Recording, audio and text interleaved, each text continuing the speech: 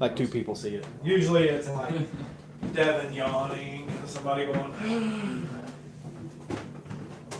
my bag outside. Let's see where, look through text here. So this is what he said. He said, though the pagan often sometimes use sleep to signify death, it was merely as a poetic figure. When Christ, on the other hand, said, our friend Lazarus sleeps, he used the word not as a figure, but as the expression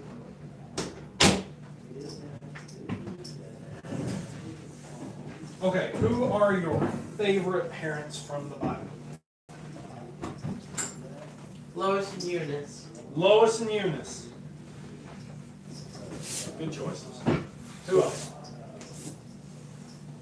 Actually, didn't receive the Bible to read about. I saw the one for wives. That's the last one I got. I must have forgotten to send it out. I tried to tell you on the Sunday before, but I know a lot happens between then. Off the top of your heads then, who's your favorite set of parents? For whatever reason. I think,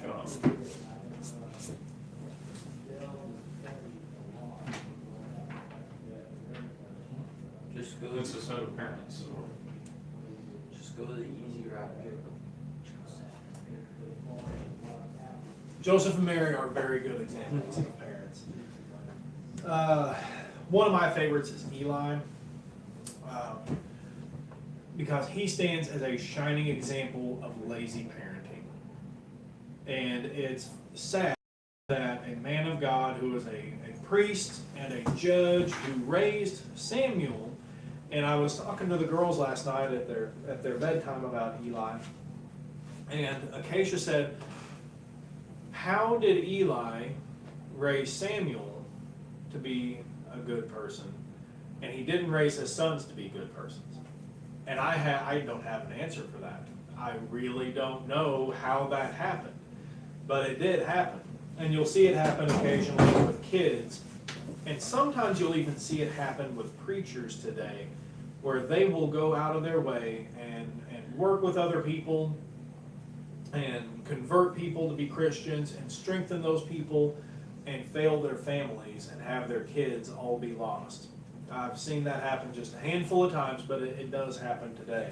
So I don't have an answer why, but Eli stands as an example of what not to do with your sons or your daughters too.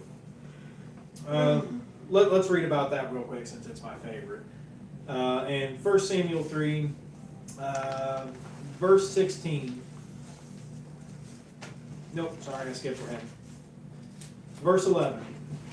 1 Samuel 3:11. Then the Lord said to Samuel, behold, I am about to do a thing in Israel in which the two ears of everyone who hears it will tingle.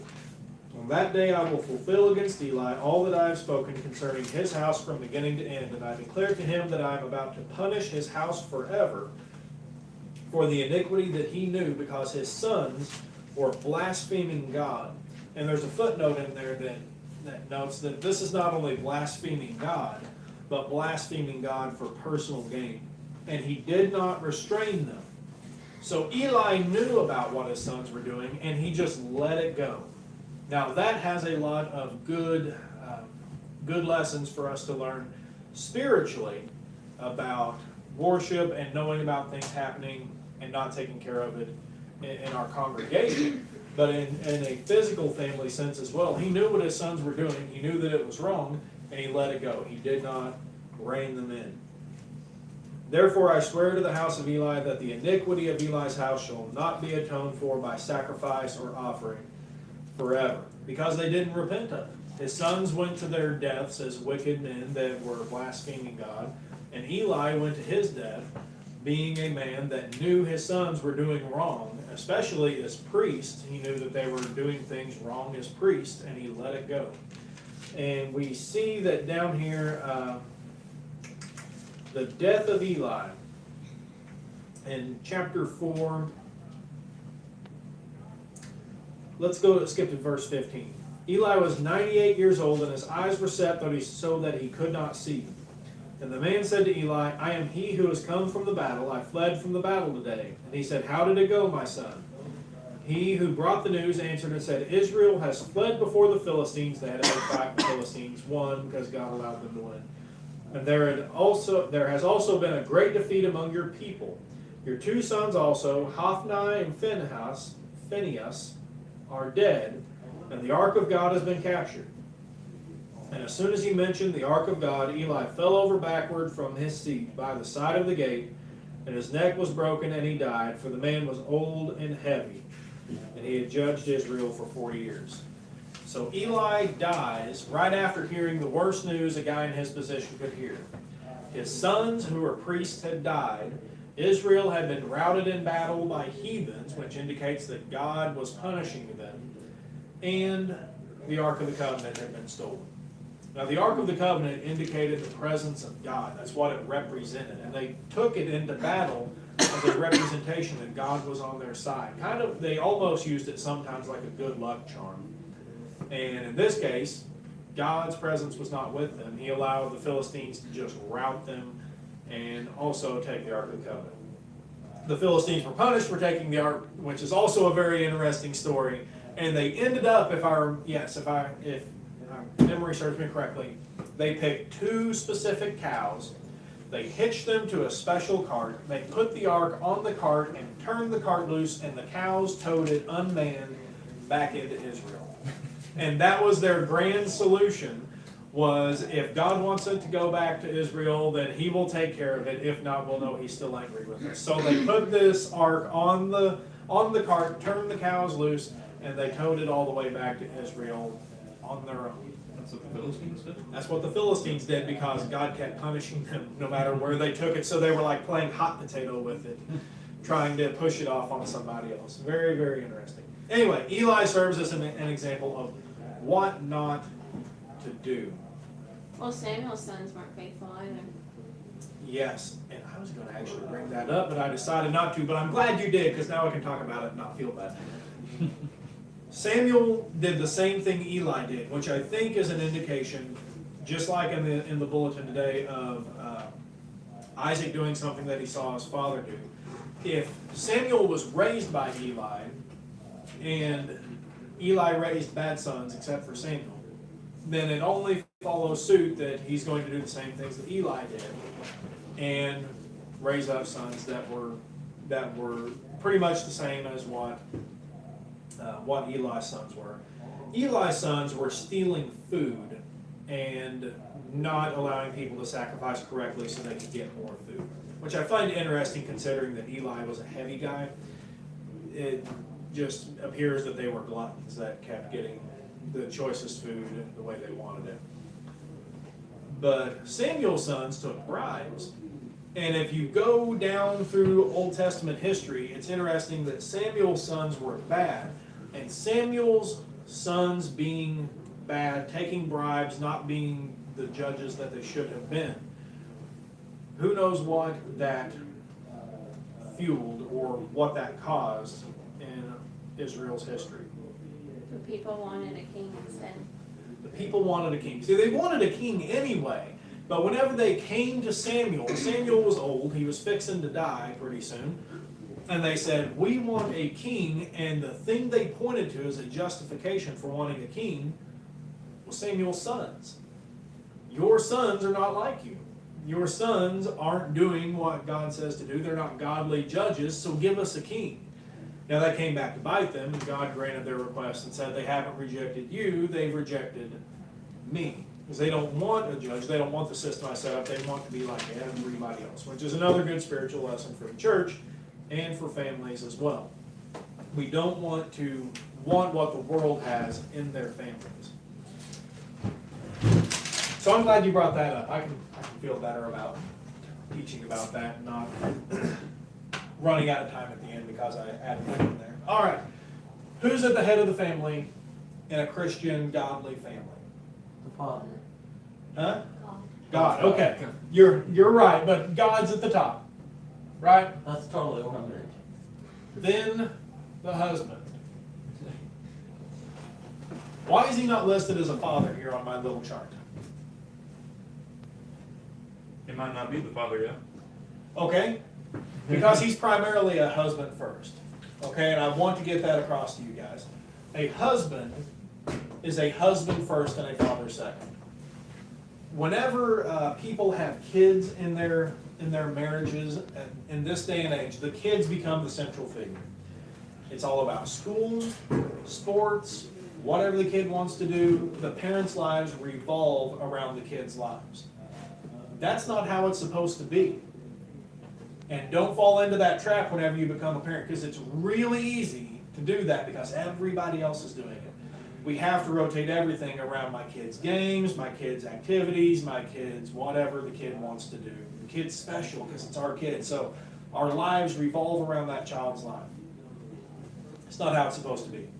Your kids' lives revolve around the parents' lives. So don't force your parents into that as children, and don't fall into that trap as parents down the road. You're a husband or a wife primarily, and a parent next. Next, who is in this? The wife, right? Not the mom. She's a wife primarily. She may never have kids, but he may never have kids. They're always going to be a husband and wife in that family. They are going to be parents at some point if everything progresses naturally and there's no problems, or they don't die, something goes horribly wrong. Then you have kids at the bottom. Who's at the bottom of this chain? Kids. Who do some people allow to be at the top of this chain? Kids, right? Some people flip this around where the kids run the entire household.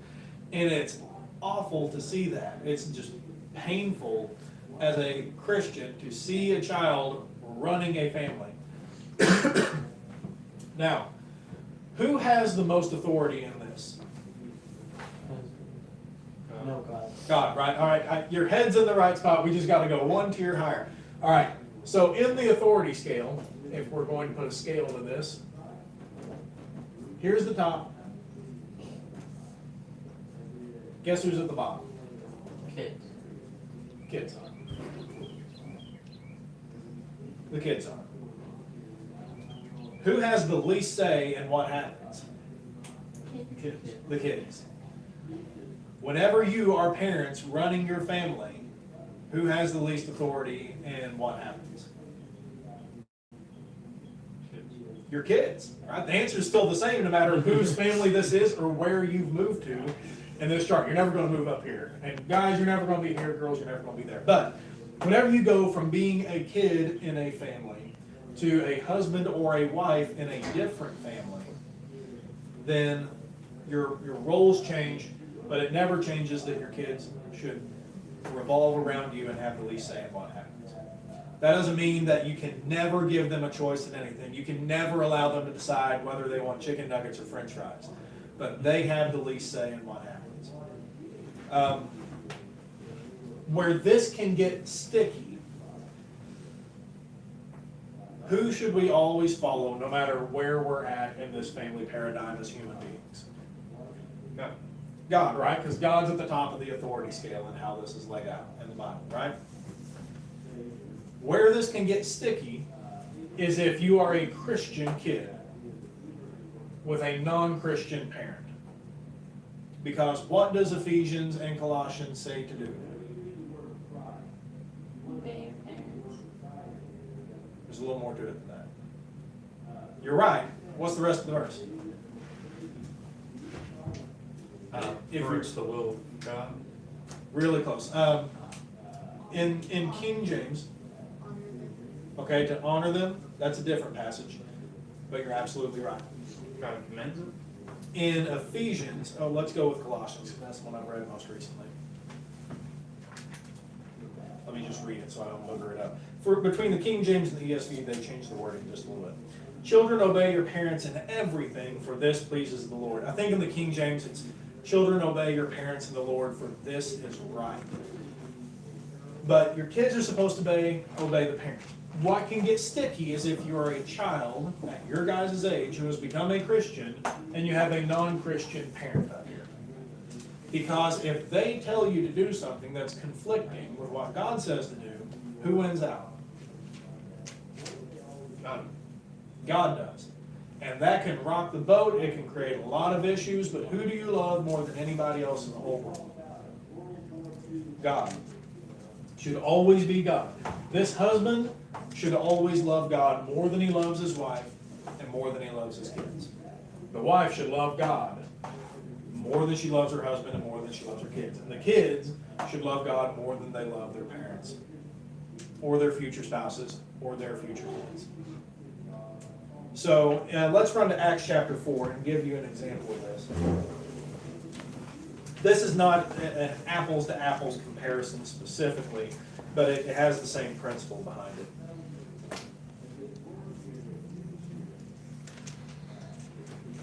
Acts what? Acts chapter 4. And somebody read verses 18 and 19 and 20. So they called them and commanded them not to speak at all, nor teach in the name of Jesus. But Peter and John answered and said to them, whether it is right in the sight of God to listen to you more than God, you judge. For we cannot but speak the things which we have seen and heard. All right, read 19 again for us. I was shuffling around. But Peter and John answered and said to them, whether it is right in the sight of God to listen to you more than to God, you judge. All right. So whether or not it's right to listen to you instead of God, you judge. That was said to the foremost Jewish authorities of the day. And so in the authority scale, they should have had, under the Jewish system, more authority than anybody else. But they were saying to do something the opposite of what God said to do. So if you are a child in this paradigm, and you're being told by a person above you not to do something that God says to do, or to do something that God says not to do, whichever way, who wins out? God does, every single time. So if you're a child put in that situation of your parents are telling you to do something conflicting with what God says to do, God wins out every single time. As a parent down the road, keep that in mind, that you never put your children in that position to do something that God says not to do. Now, we are going to talk about a few things, a few general principles, and this is really hard to do because normally I like to bring this lesson, or this kind of lesson, to people that are actually parents.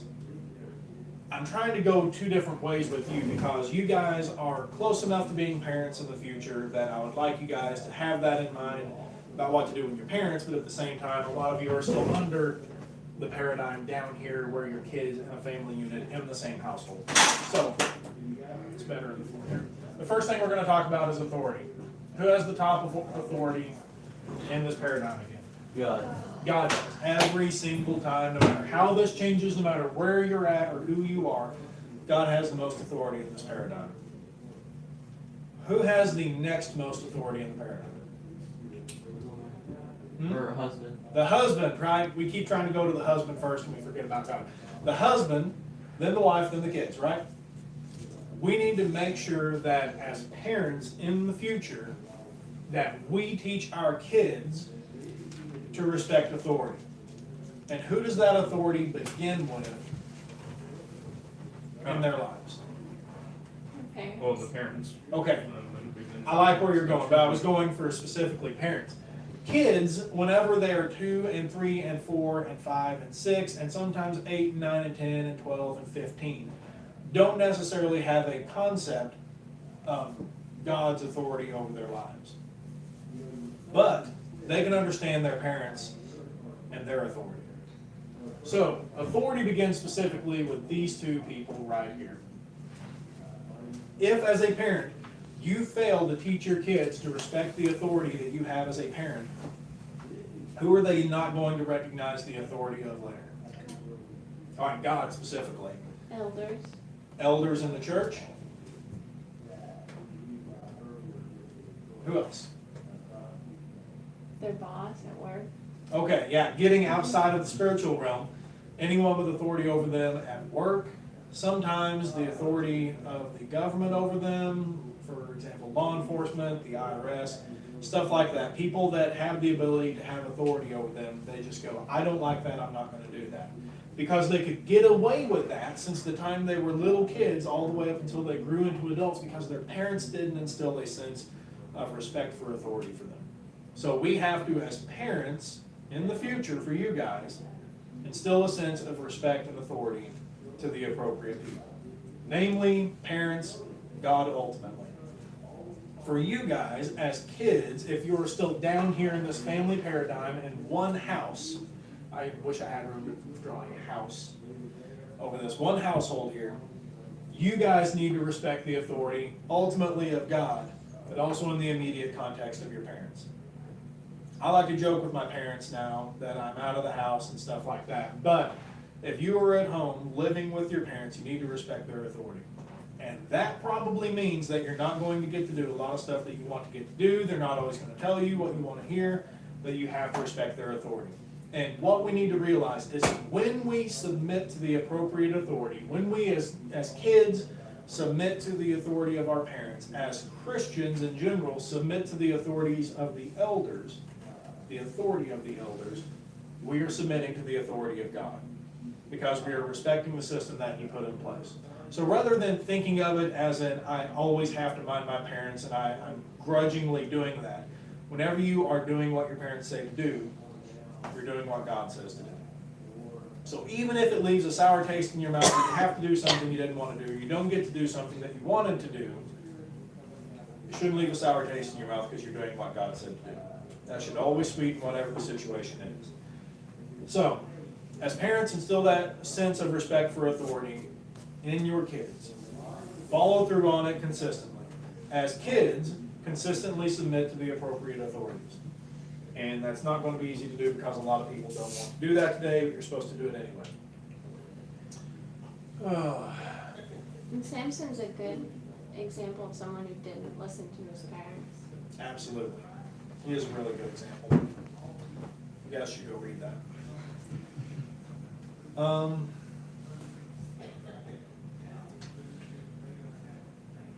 I want to talk briefly about discipline.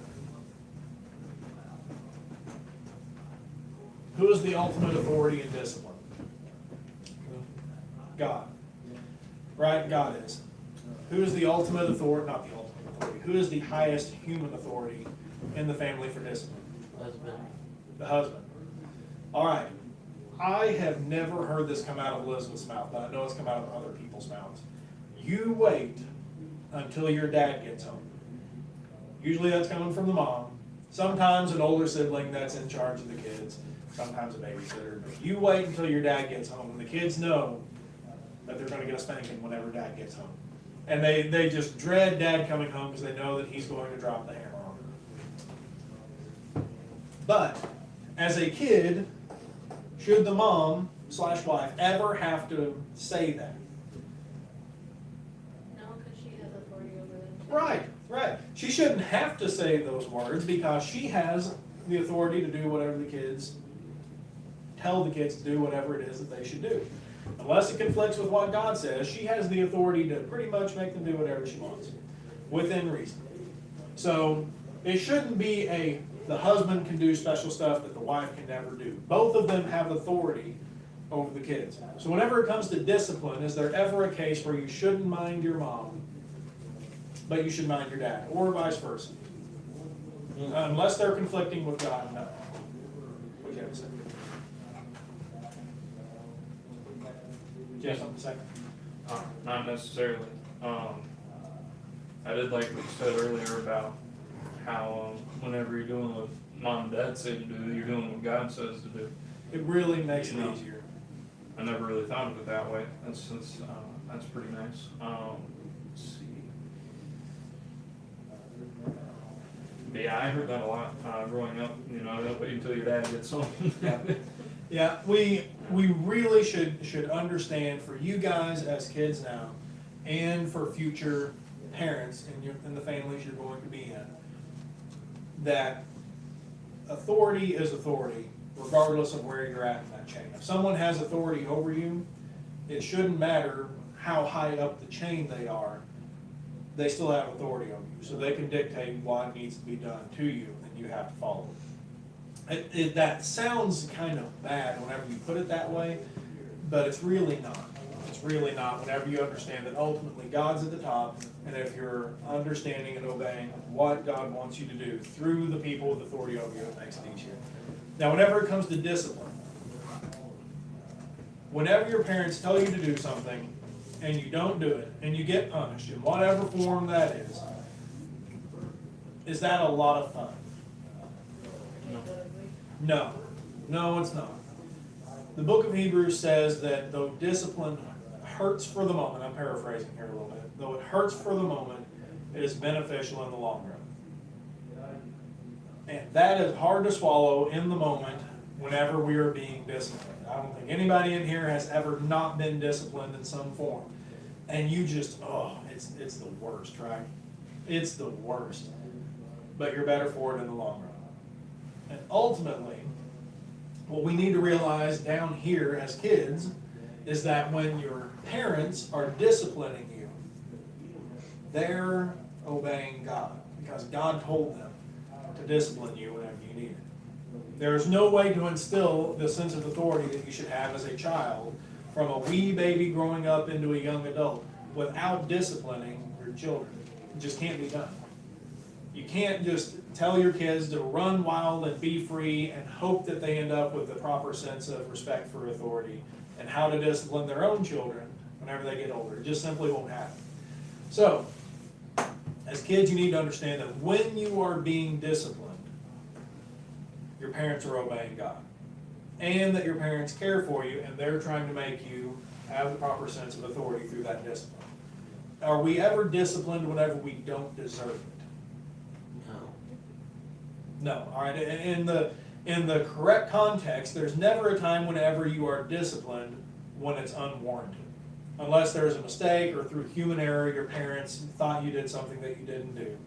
You were never corrected for something you didn't do wrong. As Christians, are we ever corrected for something that we didn't do wrong? No. No, right? No. So, if you are being disciplined, understand that you need to improve. Take it with the understanding that it's good for you in the long run, and that will make it easier to take. As parents, you have to discipline your children in the future.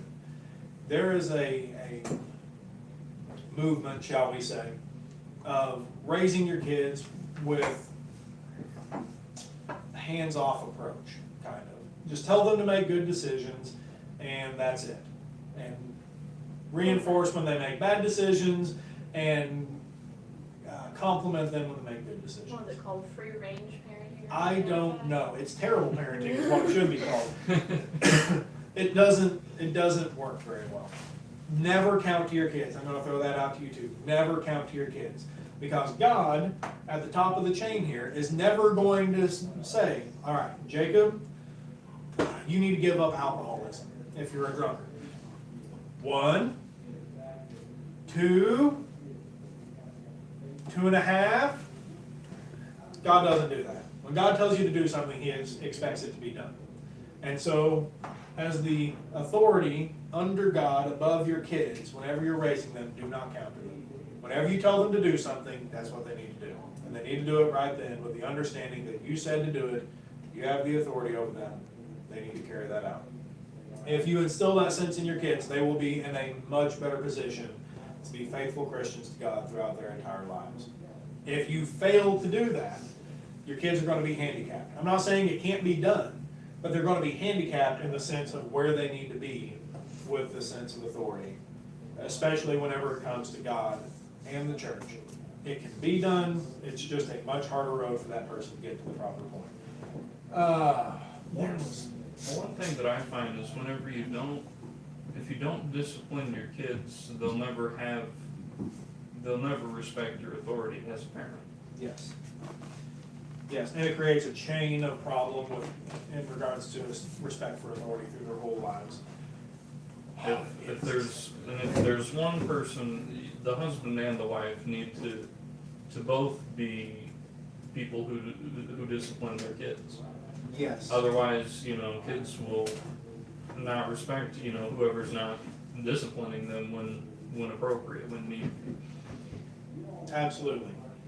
I forgot what my last point was supposed to be, and I'm running out of time. I'm trying noteless teaching, and it goes okay sometimes, but I'm still learning from it. All right, so we have the husband and the wife over here. This is not what I wanted my last point to be, but I think it needs to be said. You have kids over here, underneath them, okay, and then God at the top. And we'll just put that there.